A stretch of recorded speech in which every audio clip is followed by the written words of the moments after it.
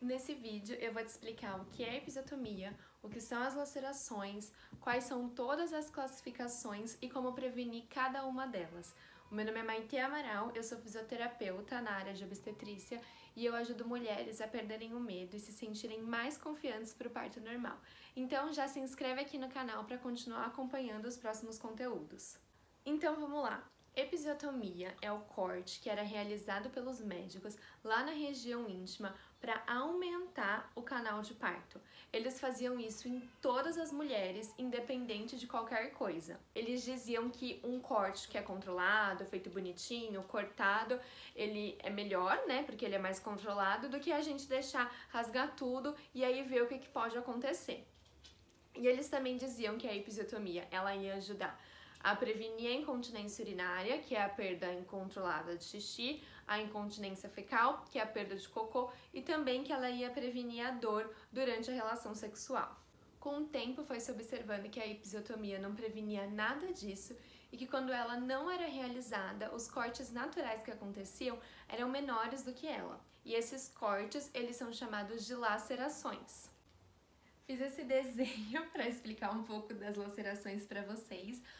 Não reparem, porque minha capacidade de desenho não é muito boa, tá? Então aqui é como se fosse o canal vaginal, então eu vou fazer aqui pro lado como se fosse o corte da episiotomia, tá? Mais ou menos realizado aqui pelos médicos dessa maneira para aumentar o canal.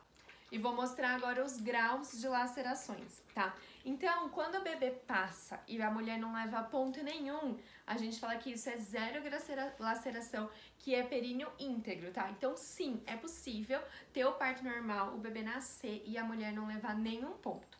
E aí, quando o bebê, ele acaba cortando, né, a laceração, ela pega só na mucosa da vagina, a gente fala que é laceração de primeiro grau, que é esse comecinho aqui que eu marquei. O canal vaginal é como se fosse dentro da boca, então a laceração de primeiro grau é como se pegasse só a mucosa da vagina, como se fosse por dentro da boca, que é uma região bem vascularizada, que ela acaba sendo cortada com facilidade, mas ela também cicatriza com muita facilidade.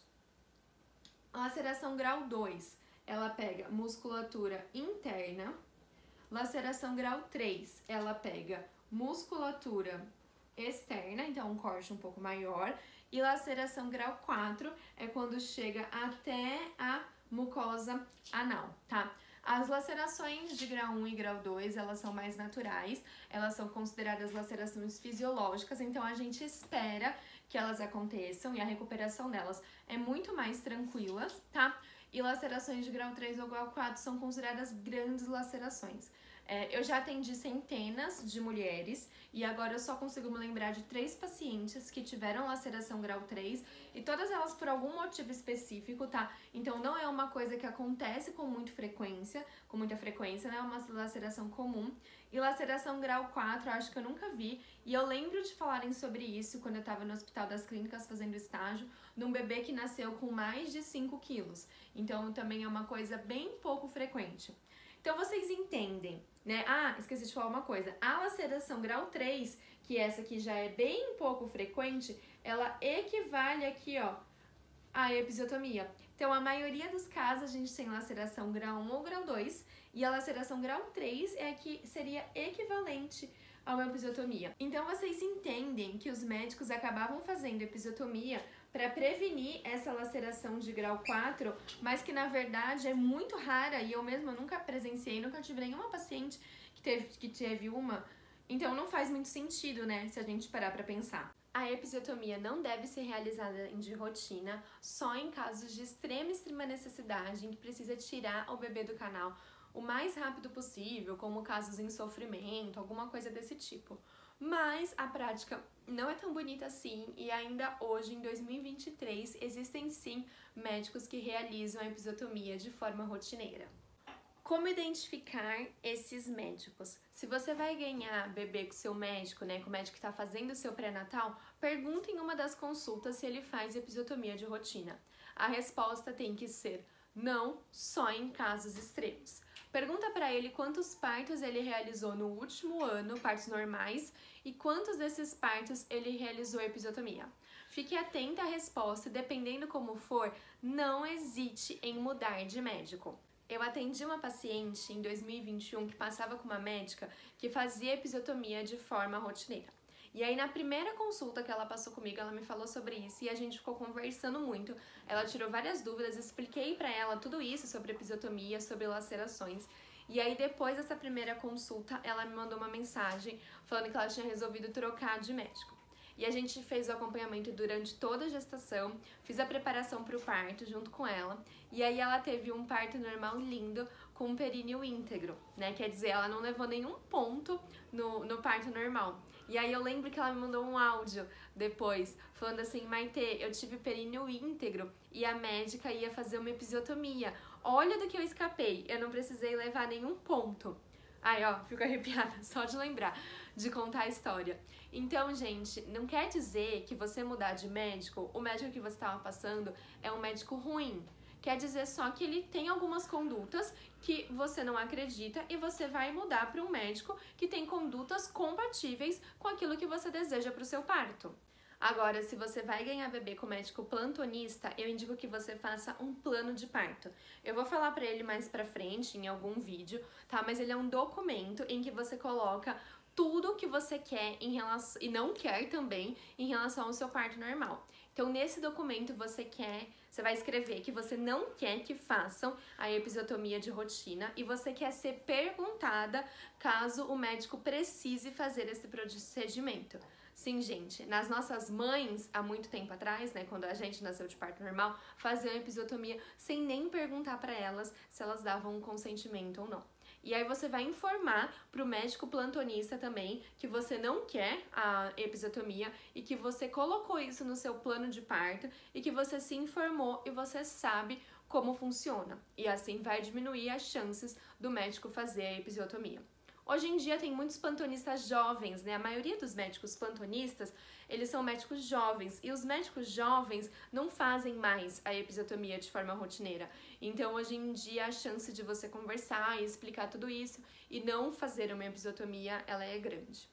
Em relação às lacerações, eu não consigo te prometer que você vai ter períneo íntegro, né? Mas a gente tenta prevenir as grandes lacerações, então laceração grau 3 igual 4, e fazer com que fique nas pequenas lacerações, aquelas que eu falei que são consideradas naturais, que é laceração de grau 1 e 2. Então, para prevenir, existem algumas técnicas que a gente faz na fisioterapia durante a gestação, como massagem perineal, o balão, que é o Epinol, e alguns exercícios também. E aí eu vou ensinar esses exercícios para prevenir as lacerações no próximo vídeo, tá? Então eu peço para que vocês se inscrevam aqui no canal para vocês receberem a notificação quando esse próximo vídeo for pro ar.